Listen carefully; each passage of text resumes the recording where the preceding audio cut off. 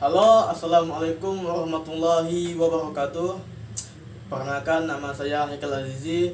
Saya dari kelas 2E, program studi pendidikan agama Islam. Nah, pada kesempatan kali ini saya akan menceritakan bagaimana kisah 5 tokoh delegasi Perserikatan Bangsa-Bangsa Indonesia pada tahun 1947. Nah, bagaimana untuk kisah selanjutnya? Silahkan simak video berikut ini. Nah, teman-teman, jadi dalam delegasi Perserikatan Bangsa-Bangsa pada tahun 1947 ada 5 tokoh yang berasal dari Indonesia. Yang pertama itu adalah Sultan Syahrir, yang kedua Charles Tambu, yang ketiga Haji Agus Salim, yang keempat Sumitro Jojo Hadikusumo, dan yang terakhir adalah Sujat Moko. Dan untuk yang pembahasan pertama ialah Sultan Syahrir. Sultan Syahrir lahir pada tanggal 5 Maret 1909. Adalah seorang pahlawan nasional Indonesia dan memimpin politik yang sangat berpengaruh pada masa perjuangan kemerdekaan Indonesia. Sultan Syahrir tumbuh dalam keluarga yang terpelajar di Padang. Dari usia muda, ia menunjukkan minat yang kuat dalam politik dan pendidikan. Di sekolah, ia aktif dalam gerakan pemuda dan sering berbicara tentang pentingnya kemerdekaan bagi Indonesia. Sultan Syahrir melanjutkan pendidikan di Belanda dan menjadi aktif dalam gerakan mahasiswa Indonesia. Ia memimpin serangkaian protes menuntut kemerdekaan bagi tanah airnya, namun aktivitasnya menarik perhatian pemerintah kolonial Belanda. Nah, setelah kembali ke Indonesia, Sultan Syahrir terlibat dalam Kongres Pemuda pada tahun 1928 yang menyusun Sumpah Pemuda. Ia merupakan salah satu penanda tangan yang berjanji untuk menyatukan semua golongan masyarakat Indonesia dalam perjuangan kemerdekaan. Lalu pada tahun 1934, Sultan Syahrir ditangkap oleh pemerintah kolonial Belanda dan dipenjara. Meskipun di dalam penjara, semangatnya tidak akan pudar. Ia terus berjuang untuk kemerdekaan Indonesia dan menulis banyak tulisan yang menginspirasi para pejuang lainnya. Setelah Indonesia meraih kemerdekaan pada tahun 1945, Sultan Syahrir memainkan peran penting dalam pembentukan pemerintahan. Ia menjadi Perdana Menteri pertama Indonesia dan memimpin Kabinet Indonesia Merdeka yang bertugas membangun negara baru yang merdeka. Setelah diturunkan dari jabatannya, Sultan Syahrir hidup dalam pengasingan di luar negeri. Di sana ia terus memperjuangkan prinsip-prinsip demokrasi dan keadilan sosial. Pemikirannya berpengaruh bagi generasi pemimpin Indonesia di masa depan.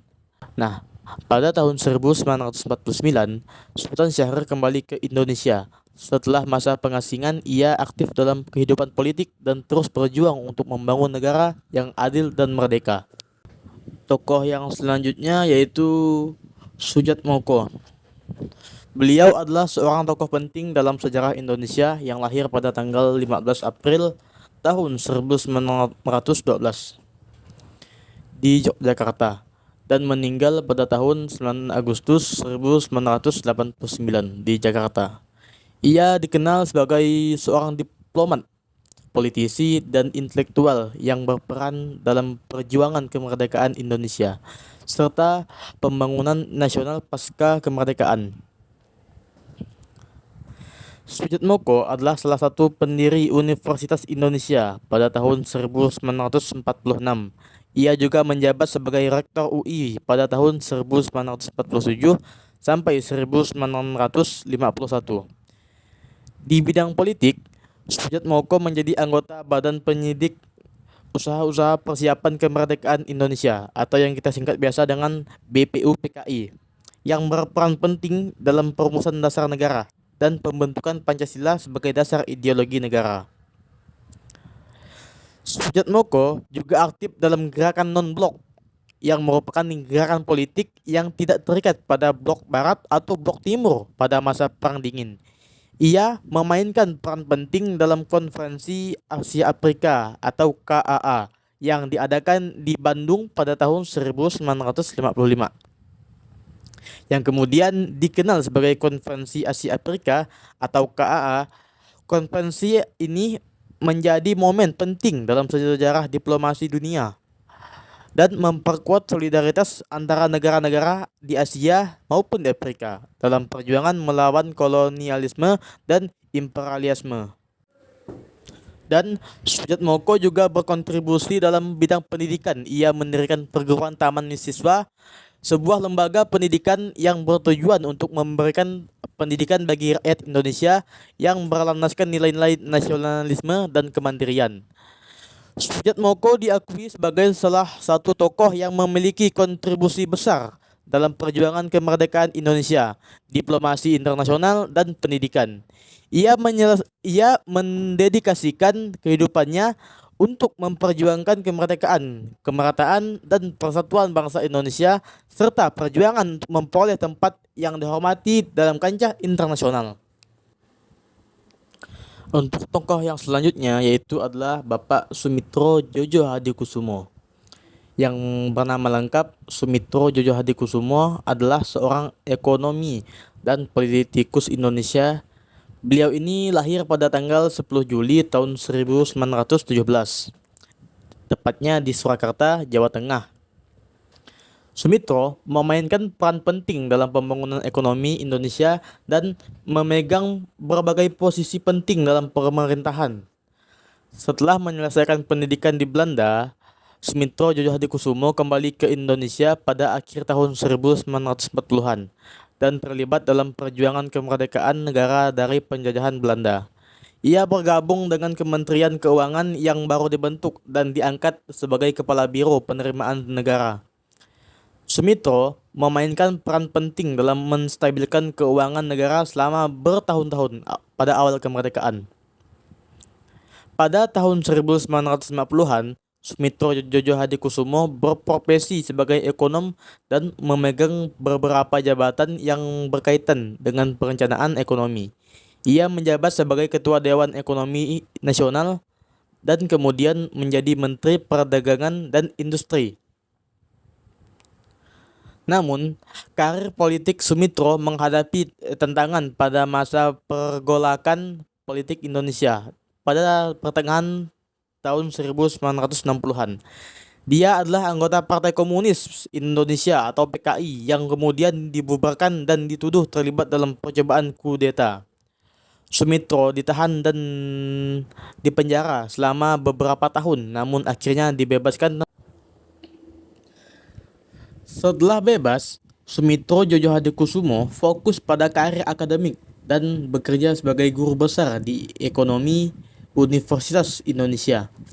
Dia juga banyak menulis tentang isu-isu ekonomi politik, berkontribusi pada wacana intelektual di Indonesia. Dan Sumitro ini meninggal pada tanggal 13 Maret 2001 di Jakarta. Kontribusinya di bidang ekonomi dan perannya dalam membentuk kebijakan ekonomi Indonesia telah meninggalkan dampak yang langgeng bagi negara. Ia dikenang sebagai seorang ekonomi berpengaruh dan pegawai negeri yang berdedikasi yang memainkan peran penting di tahun-tahun awal kemerdekaan Indonesia. Baiklah, kita telah sampai kepada tokoh yang keempat, yaitu Kiai Haji Agus Salim. Agus Salim adalah seorang jurnalis, diplomat, dan negarawan Indonesia yang lahir pada tanggal 8 Oktober 1884 di Kota Gadang, Sumatera Barat. Ia lahir dengan nama Masjudul Haq yang berarti pembela kebenaran dan kemudian berganti nama menjadi Agus Salim. Ayahnya Sultan Muhammad Salim adalah seorang jaksa dan hakim kolonial yang pangkat tertingginya adalah Ketua Pengadilan Adat di Tanjung Pinang. Agus Salim dikenal mahir dalam beberapa bahasa, antara lain bahasa Belanda, bahasa Inggris, bahasa Jerman, bahasa Prancis, bahasa Arab, bahasa Turki, dan bahasa Jepang.